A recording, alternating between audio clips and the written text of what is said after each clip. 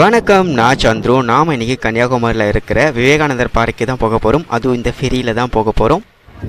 இந்த ஃபெரி விவேகானந்தர் பாறைக்கு வரைக்கும் போகும். இதில் என்ட்ரி டிக்கெட் ஒரு ஆளுக்கு 100 ரூபா, ஸ்பெஷல் என்ட்ரினா 300 ரூபா. இங்கேருந்து வியூ பார்க்குறதுக்கு ரொம்ப நல்லா இருக்குது. ஸ்பெஷல் என்ட்ரினா சீக்கிரமாக போயிடலாம். மொத்தமாக 2 ஃபெரி தான் மாறி மாறி போயிட்டு வந்துட்டு இருக்குது. நாம் போக போகிறது இது கிடையாது. இந்த விவேகானந்தர் பாறை கன்னியாகுமரியில் தென்கோடி முனையில் கடலுக்கு நடுவில் அமைஞ்சிருக்கு. இது ஏன் விவேகானந்தர் பாறை அப்படின்னு பேர் வந்ததுன்னா, விவேகானந்தர் கன்னியாகுமரி வந்தபோது கடலில் இருக்கிற இந்த பாறைக்கு நீந்தி 3 நாட்கள் தங்கி தியானம் செஞ்சு ஞானம் பெற்றிருக்காரு. அவரோட நினைவாக தான் 1972 விவேகானந்தர் நினைவு மண்டபம் கட்டப்பட்டது. இது ஸ்ரீபாத மண்டபம். இது சூரிய உதய காலண்டர். சூரியன் எந்த மாதத்தில் எப்போ எங்கே உதிக்கும் அப்படின்னு சொல்லிட்டு காட்டுறது.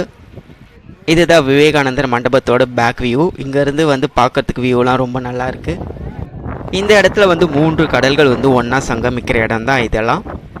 இந்திய பெருங்கடல், அரபிக்கடல், வங்காள விரிகுடா என்ற 3 கடலையும் இங்கே பார்க்கலாம். இங்கேருந்து திருவள்ளுவர் சிலை பார்க்கறதுக்கு ரொம்ப அற்புதமாக இருக்குது. விவேகானந்தர் மண்டபத்திற்கு கீழே பார்த்தோம்னா ஒரு தியான மண்டபம் இருக்குது. இதுக்குள்ளே நாமளும் போய் தியானம்லாம் பண்ணலாம்.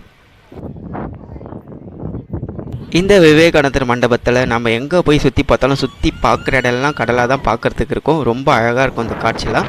இந்த இடத்துல ஒரு புக் ஸ்டால்ஸ் இருக்குது. இங்கேருந்து திருவள்ளுவர் சிலை பார்க்குறதுக்கு ரொம்ப நல்லாயிருக்கு. இங்கே ஒரு பெரிய கிரவுண்ட் மாதிரி இடமும் இருக்குது. கடலில் நம்ம அங்கங்கே பார்த்துட்டோம். அங்கங்கே திட்டாக பாறைகள் இருக்கும். பார்க்குறதுக்கு ரொம்பவே நல்லாயிருக்கும். அதெல்லாம் இப்போ டைம் ஒரு 9:30 மணி தான் ஆகுது காலையில். இருந்தாலும் எவ்வளோ பிரைட்டாக வெளிச்சமாக இருக்குது பாருங்கள் இந்த இடம் எல்லாமே. விவேகானந்தர் மண்டபம் ஒரு பெரிய பாறைக்கு மேலே கட்டியிருக்காங்கன்றது இங்கே இருக்கிற பாறையை பார்த்தாலே தெரியுது எவ்வளோ பெரிய பாறையாக இருக்குது பாருங்கள். இது ஸ்ரீபாத மண்டபம். கன்னியாகுமரியான பகவதி அம்மன் சிவபெருமானை மணப்பதற்காக இந்த பாறையில் நின்று தவம் செஞ்சதாகவும், அதனால் இந்த பாறையில் அம்மன் பாதத்தடம் இருக்கிறது நம்பப்படுது. அம்மனோட பாதத்தை இந்த மண்டபத்துக்குள்ளே போய் நாமளும் பார்க்கலாம். அடுத்ததான் நாம் பார்க்க போகிறது கண்ணாடி பாலம். இது விவேகானந்தர் பாறைக்கும் திருவள்ளுவர் சிலைக்கும் நடுவில் கட்டப்பட்டது. 2 பக்கமும் வழி இருக்குது. நடுவில் கண்ணாடி இருக்குது. இதில் நம்ம நடந்து போய் பார்க்கலாம். அலைகள்லாம் பார்க்கறதுக்கு ரொம்பவே நல்லா இருக்குது. தூரத்துலேருந்து திருவள்ளுவர் சிலை பார்க்கும்போது ரொம்ப பெருசாக தெரிகிற மாதிரி இருக்குது. பக்கத்தில் பார்த்தா ரொம்ப சின்னதாகவே இருக்குது. இங்கேருந்து கண்ணாடி பாலம் மற்றும் விவேகானந்தர் பாறையை பார்ப்பதற்கு ரொம்ப நல்லாயிருக்கு. இந்த திருவள்ளுவர் சிலை திருக்குறள் எழுதிய திருவள்ளுவருக்காக தமிழ்நாடு கவர்மெண்ட் கன்னியாகுமரி கடலுக்கு நடுவே 30 அடி உயரம் உள்ள பாறை மீது 133 அடி உயர சிலை வைத்துள்ளார்கள். இந்த சிலையில் அவர் கையில் திருக்குறள் ஏடு வச்சிருக்காரு. அதோட நீளம் 10 அடி. திருவள்ளுவர் சிலைக்கு பின்னாடி நின்று வியூ பார்க்கறதுக்கு இப்படி தான் இருக்குது. எங்கே பார்த்தாலும் கடலாக தான் இருக்குது.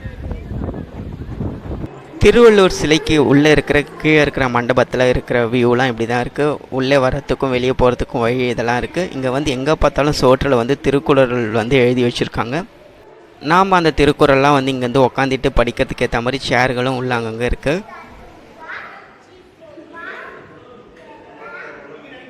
திருவள்ளுவர் சிலையெல்லாம் பார்த்துட்டு நாம் மீண்டும் அதே கண்ணாடி பாலத்து வழியாக அலைகளை ரசிச்சுக்கிட்டே போகலாம். இந்த இடத்துக்கு வந்தோன்னா நம்ம விவேகானந்தர் பாறை, திருவள்ளுவர் சிலை, கண்ணாடி பாலம் 3ஐயும் பார்க்கலாம். நாம் ட்ராவல் பண்ணுற ஃபெரி உள்ளே வியூ இப்படி தான் இருக்குது. ஃபெரியில் எப்பயுமே கூட்டம் அதிகமாக தான் இருக்கும். ட்ராவலில் இந்த திருவள்ளுவர் சிலை பார்ப்பதற்கு ரொம்ப நல்லாயிருக்கு. ஒரு 10 நிமிஷம் ட்ராவல் தான் நம்மளை கரைக்கு எடுத்துகிட்டு போய் விட்டுருவாங்க. ஓகேங்க, இந்த ட்ராவல் உங்களுக்கு பிடிச்சிருக்கும் நம்புகிறேன். மீண்டும் அடுத்த வீடியோவில் சந்திக்கலாம். Until bye from Chandru.